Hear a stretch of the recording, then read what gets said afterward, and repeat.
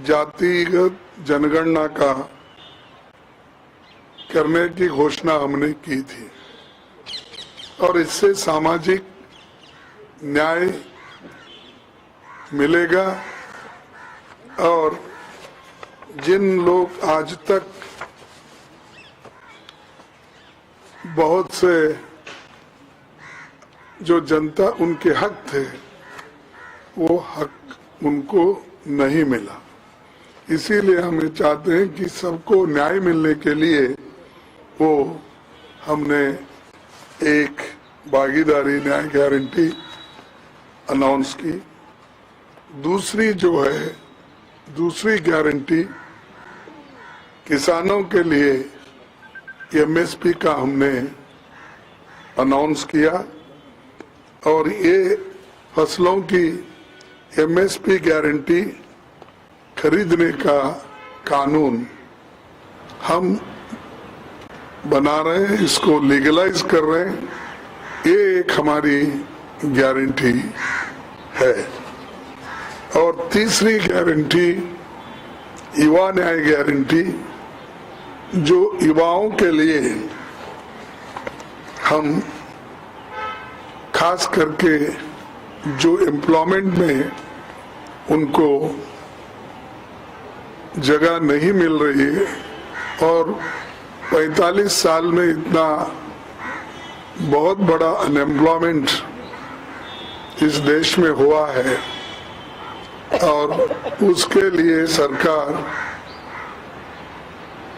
जिस ढंग से इस समस्या को सुलझाना चाहिए था वो सुलझा नहीं सके और बहुत सी बातें करके उन्होंने इसको निपटाने की कोशिश कर रहे हैं। तो एक भर्ती भरोसा जिसका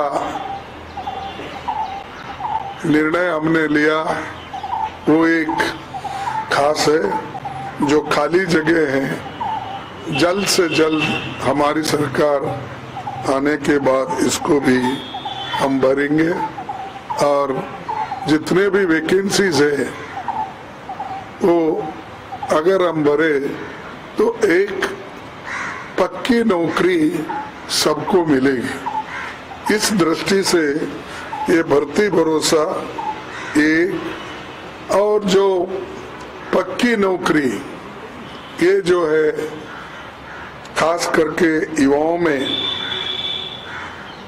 बहुत से जगह स्किल डेवलपमेंट नहीं है, अप्रेंटिसशिप कोर्स को पीछे ढकल दिया गया है। 1961 में जो अप्रेंटिसशिप एक कोर्स हमेशा हर इंडस्ट्री में होता था, उसको स्टाइफंड भी देते थे और जैसा जीएसटी याद आ रही बहुत, तो उसकी मार बहुत गिरी हमको इसलिए। तो जीटीटीसी जो इंडस्ट्रीज डिपार्टमेंट के ओर से 1 साल के लिए ट्रेनिंग दिया जाता है, उसको उनके ऊपर कम से कम 1 लाख रुपए खर्च किया जाता है।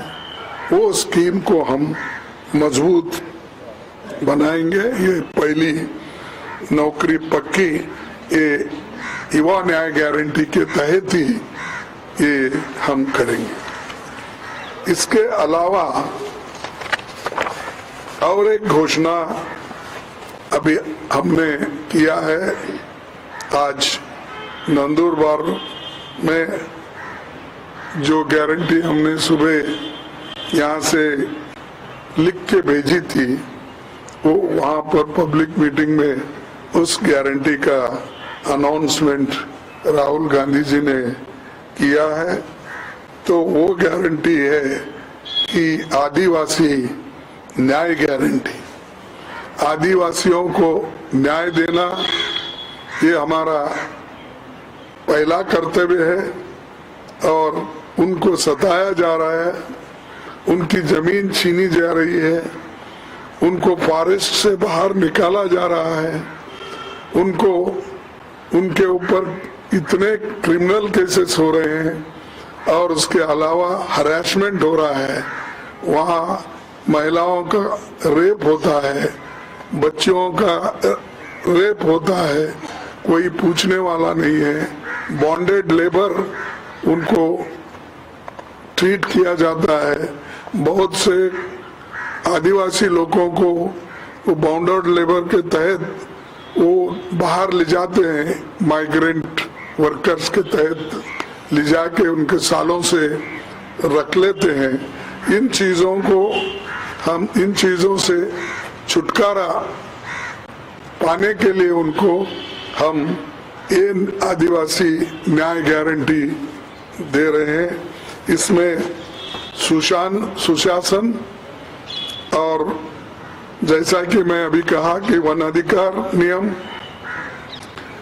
और इनके लिए एक केस अभी स्पेशल बजट तो है लेकिन कोई इम्प्लीमेंट नहीं करता। SC ST special component plan ये कानूनी देना चाहिए, लेकिन बहुत से जगह ये देते नहीं।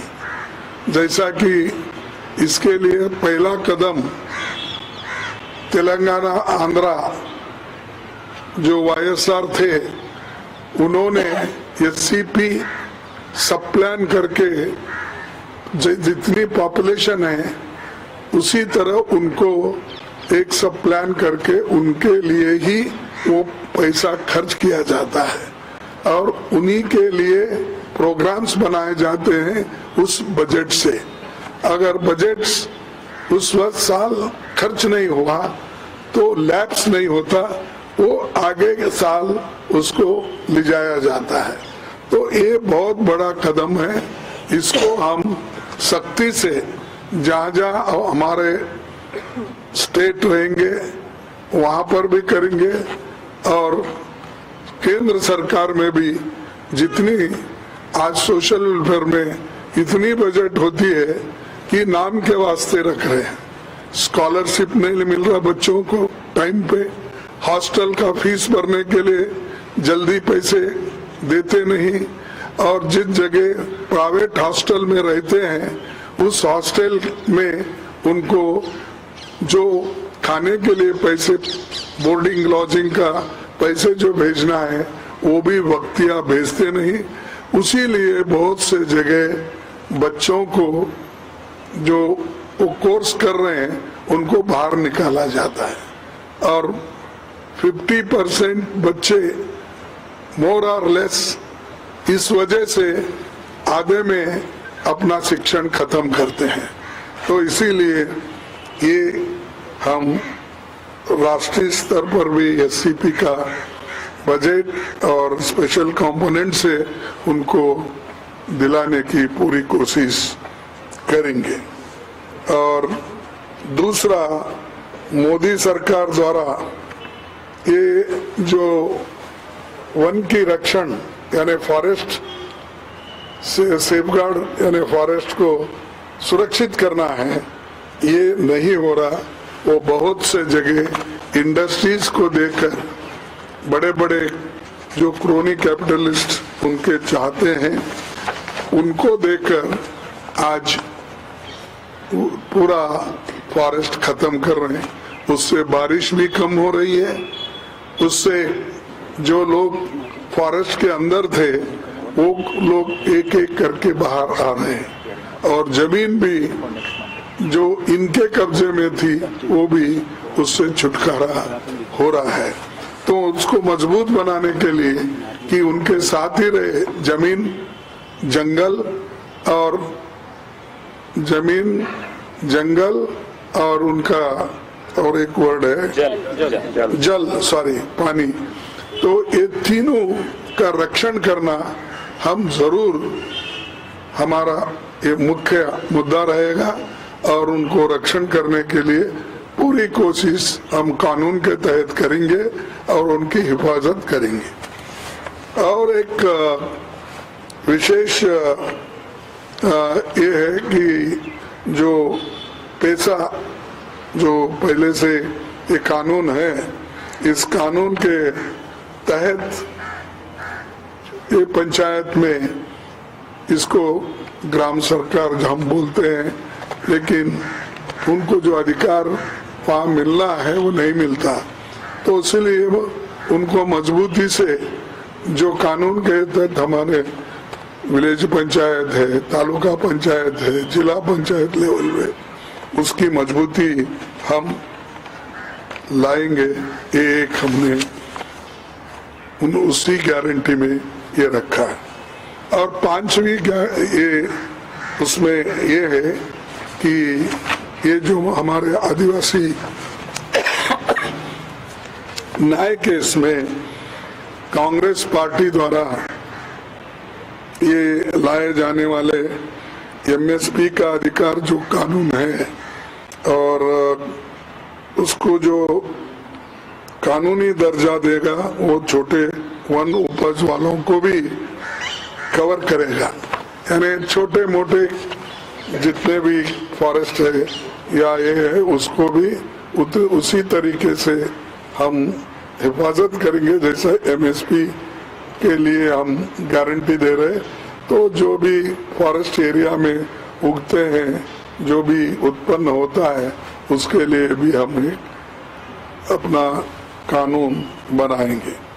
ये चीजें हमने कर रहे हैं और इसके बाद फिर गारंटी और भी है, वो हो सकता है कल और परसों भी हम गारंटीज अनाउंस करेंगे। फिर आखिरी में जो मुंबई में हमारी अंत यानी समाप्त सभा होगी और उसमें ये सारी चीजें वहां पर लाकर हम बोलेंगे। और आप सभी को धन्यवाद देता हूं क्योंकि ये जो चीजें हम कर रहे हैं आपके सामने रखे हैं, इसीलिए आप जो बहुत ही देर हो गई तो भी आप बैठकर हमारे प्रेस कॉन्फ्रेंस को महत्व दिया, इसलिए आपको भी धन्यवाद देते हुए मैं अपनी बात को खत्म करता हूँ। इसी विषय पे रखेंगे, प्रयास करेंगे एक एक करके पहला सर साहब, ये SC/ST सब प्लान के तहत आदिवासियों को स्पेशल पैकेज देगी, पहला। और दूसरा, आपने ये अभी कहा है कि वन उपज को MSP के दायरे में लाया जाएगा। ये दोनों चीजें क्लैरिफाई कर देगी क्या? ये देखो,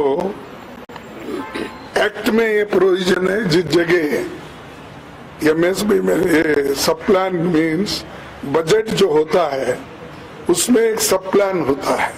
वो सब प्लान क्या है? SC और ST के लिए जितना उनकी जनसंख्या है उसके अनुसार बजट रखा जाता है। फर्ज करो मेरा बजट 10 लाख